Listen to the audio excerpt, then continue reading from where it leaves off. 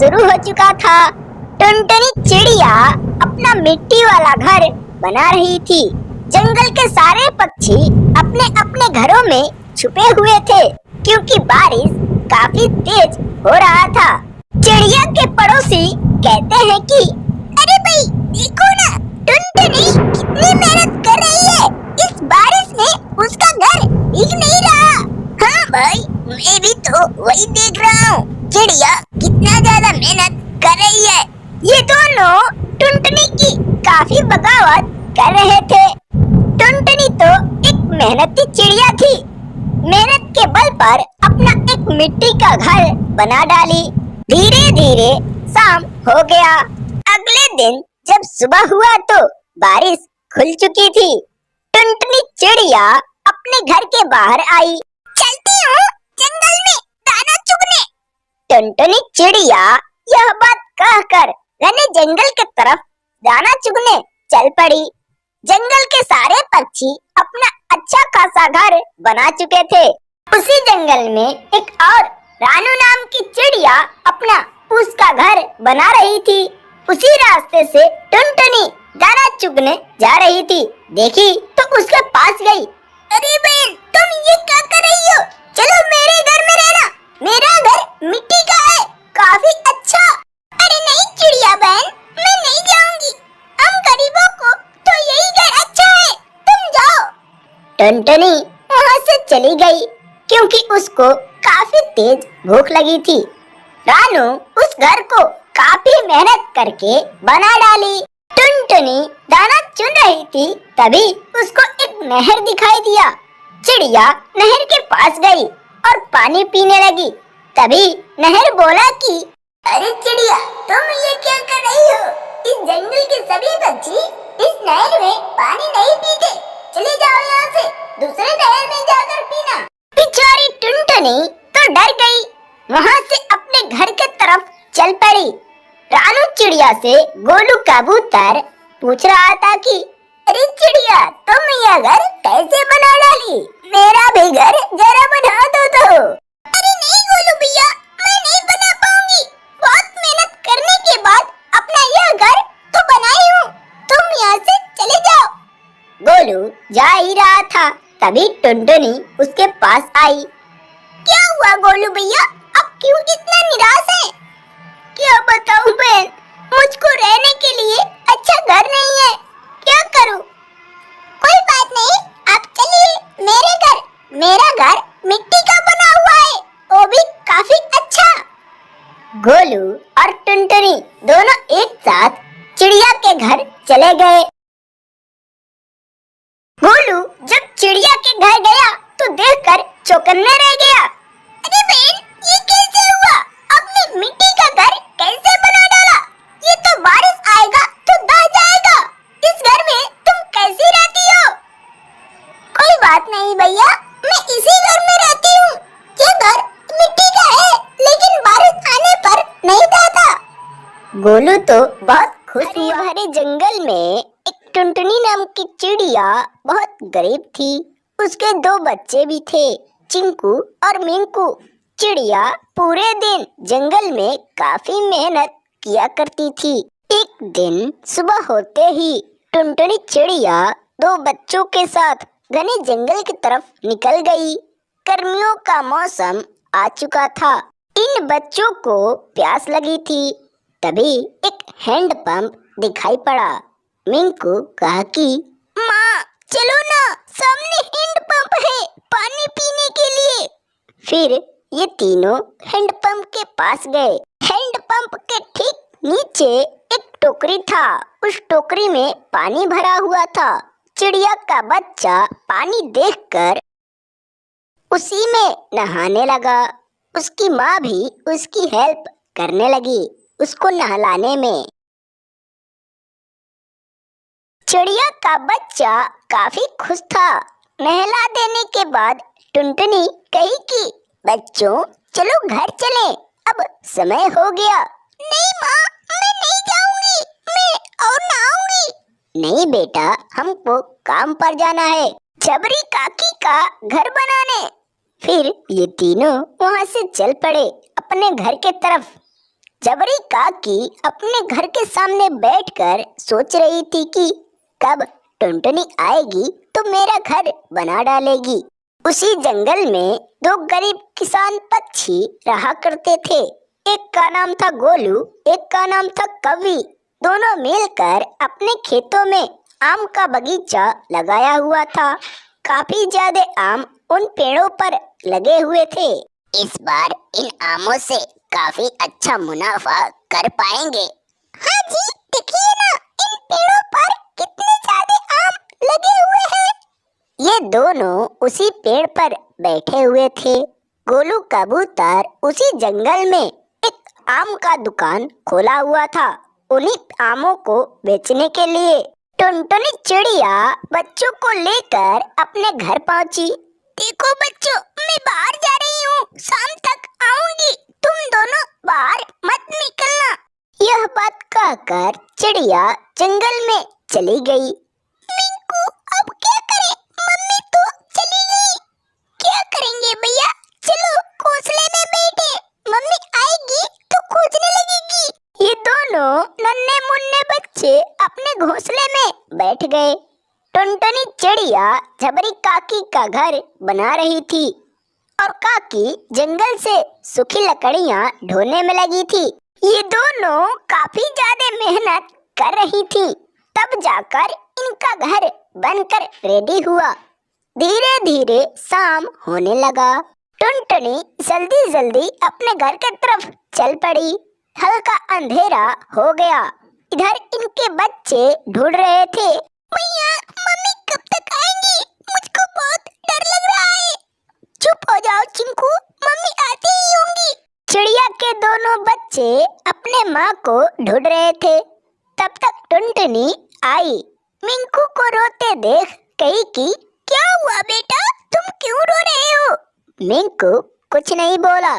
फिर ये अंदर चले गए। अगले दिन जब सुबह हुआ तो गोलू कबूतर टोकरी लेकर अपने खेत की तरफ चल पड़ा।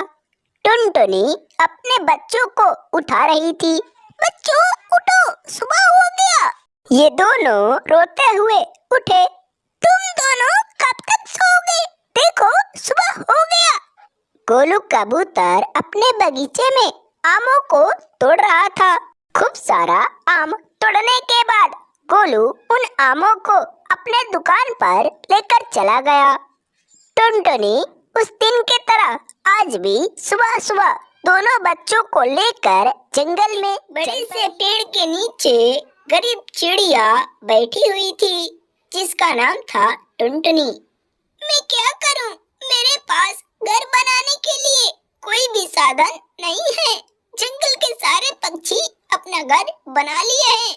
मासूम चिड़िया बैठकर रो रही थी। इस बड़े पेड़ को थोड़ा दया आया। बोला कि ओ बहन, तुमको क्या चाहिए बताओ ना, मैं तुम्हारा मदद करूंगा। टुनटुनी चिड़िया यह आवाज सुनकर तो डर गई।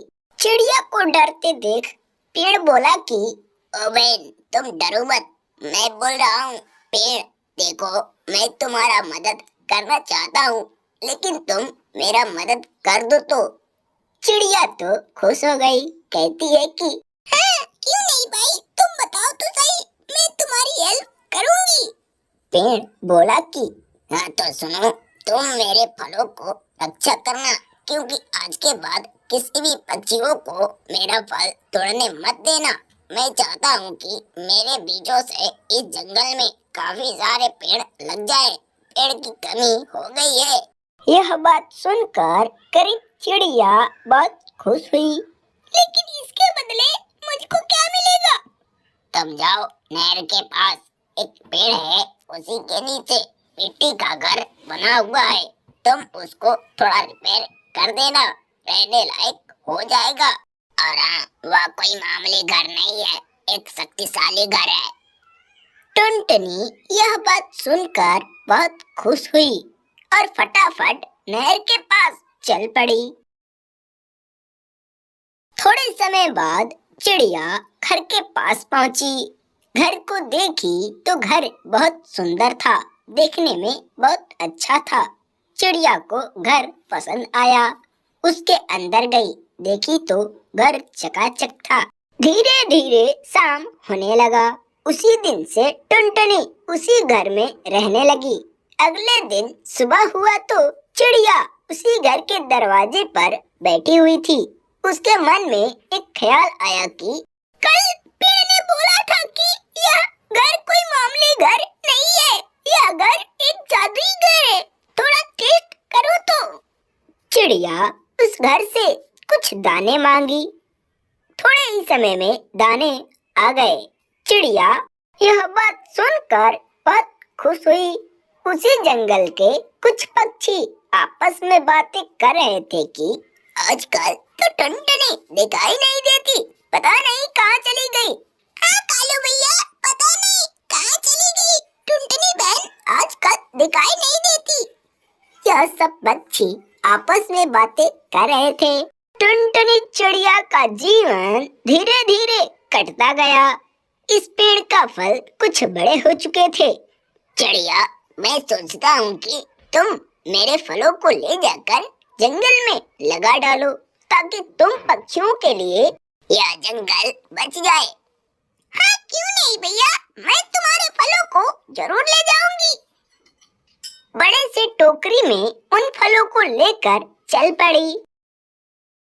एक एक करके उन फलों को अस्थायी जगहों पर लगा डाली। धीरे धीरे शाम हो गया। चिड़िया अपने घर चली गई। अगले दिन जब सुबह हुआ तो टुनटुनी बीजों के पास गई। धीरे धीरे सारे पौधे उग चुके थे। चिड़िया उस खेत में गई। जाकर देखी तो बहुत खुश हुई और उन पौधों में पानी डालने लगी। कुछ समय बाद एक गोलू कबूतर उसके पास गया। कहा कि अरे चिड़िया, तुमको क्या हुआ जो इन पौधों को पानी डाल रही हो? टुनटुनी चिड़िया कुछ नहीं बोली और अपने घर चली गई। कई महीनों बाद चिड़िया उस जंगल में फिर वापस आई। पेड़ से कुछ बातचीत करी और फिर उसी पौधों के पास चल पड़ी। आकर देखी तो पौधे काफी बड़े हो चुके थे। चिड़िया तो बहुत खुश हुई क्योंकि अब उनका पेड़ काफी बड़ा हो चुका था। घने जंगल में एक पेड़ था। टुनटुनी चिड़िया उसी पेड़ पर अपना घर बनाई थी। घर बहुत पुराना हो चुका था। कैसे भी उस घर में अपना गुजारा कर रही थी। उसी जंगल में एक सफेद कलर का गोलू कबूतर रहा करता था। कबूतर बहुत ईमानदार था। इनकी माँ भी बहुत दयालु थी। एक दिन कबूतर अपने खेतों में खीरे का पौधा लगा रहा था। पिछले बार इन पौधों से मुझे बहुत नुकसान हुआ, इस बार पता नहीं क्या होगा। गोलू कबूतर खीरे का पौधा पूरे खेत में लगा डाला और अपने घर लौट आया। अप्रैल का महीना शुरू हो चुका था। कड़कती हुई धूप लग रही थी। कुछ पक्षी नहर के पास बैठे हुए थे। बहन, इस बार तो पिछले बार से ज्यादा गर्मी पड़ रही है। क्या तुम इन गर्मियों से खुश हो? क्या बताऊं बहन, हम पक्षियों को तो ऐसे ही रहना पड़ेगा। अपना दुख किनसे कहें? ये दोनों पक्षी आपस में बातें कर रहे थे। गोलू कबूतरी की माँ अपने बेटे गोलू से कहती है कि बेटा, आजकल मेरा तबीयत कुछ ज्यादा ही खराब रहता है, तुम अपनी शादी कर लो। अरे माँ, कैसी बातें कर रही हो? अभी मेरा उम्र कहाँ हुआ शादी करने का। तुम भी ना हर समय मेरे ही बारे में सोचती रहती हो। इतना मत सोचो वरना तुम्हारा तबीयत और खराब हो जाएगा। इतना कहकर गोलू घर के अंदर चला गया। टुनटुनी चिड़िया को बहुत जोर से भूख लगी थी। दाना चुनने घने जंगल के तरफ चल पड़ी। बहुत भूख लगने के कारण सही से उड़ नहीं पा रही थी। कैसे भी करके जंगल में गई। वहाँ पर चिड़िया को बहुत सारे दाने बिखरे हुए मिले। टुनटुनी बहुत खुश हुई। मजे से उन दानों को खाने लगी। चिड़िया का धीरे धीरे पेट भरने लगा। इधर उसकी सहेली रानू भी दाने के तलाश में जंगल में घूमती फिर रही थी। अचानक उसका नजर टुनटुनी के ऊपर पड़ा। रानू फटाफट दाने के पास आई, कही कि क्या बहन, तुम बिना बताए दाने चुनने चली आई। इतना कहकर रानू चिड़िया वह भी दाना चुनने लगी। दोनों चिड़ियाएं एक साथ दाने को चुन रही थी। पेट भर जाने के बाद बहन, पानी पीने के लिए चलो नहर के पास चलें। ये दोनों फिर एक साथ नहर के पास चली गईं। गोलू कबूतर की माँ बहुत परेशान थी। शादी को लेकर मन नहीं माना तो बहू ढूंढने जंगल में चल पड़ी। जा रही थी तभी देखती है कि नहर के पास टुनटुनी और रानू दोनों एक साथ पानी पी रही थी। कहती है कि हाँ, ये सही रहेगी, पीली कलर वाली। टुनटुनी के पास गई और अपनी सारी बात उससे बतलाई। टुनटुनी इसके बातों को समझ गई। कहती है कि नहीं चाची, मैं अभी नादान हूँ, मेरे माता पिता नहीं है।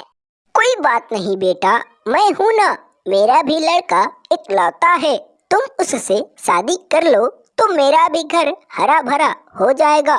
टुनटुनी चिड़िया इस बात से खुश नहीं थी। शादी के लिए नहीं बोलकर उसको भगा दी। कबूतरी अपने घर चल पड़ी। गोलू कबूतरी की माँ नाराज होकर अपने घर जाने लगी। इसको चल जाने के बाद टुनटुनी की सहेली रानू उसको बहुत समझाई शादी को लेकर। बहन, तुम शादी कर लो, तुम्हारे आगे पीछे कोई नहीं है, शादी कर लोगी तो अच्छा रहेगा। टुनटुनी रानू की बात को नहीं मानी और अपने घर के तरफ लौट आई। धीरे धीरे शाम होने लगा। अगले दिन जब सुबह हुआ तो गोलू कबूतर अपने माँ से कहता है कि माँ, मेरे लिए टिफिन में कुछ दाने रख देना, दोपहर के समय खा लूंगा, हर दिन बहुत जोर से भूख लग जाती है। हाँ बेटा, मैं रख देती हूँ। इतना ज्यादा गर्मी पड़ने लगा कि तालाब और नहर की पानियाँ सूखने लगी। गोलू कबूतर टिफिन लेकर काम पर चला गया। रानू चिड़िया का घर बहुत मजबूत था, बांस का बना हुआ। टुनटुनी भी अपने घोंसले में बैठकर यही बात सोच रही थी कि काश मेरे पास भी एक अच्छा घर होता तो इधर उधर भटकना नहीं पड़ता।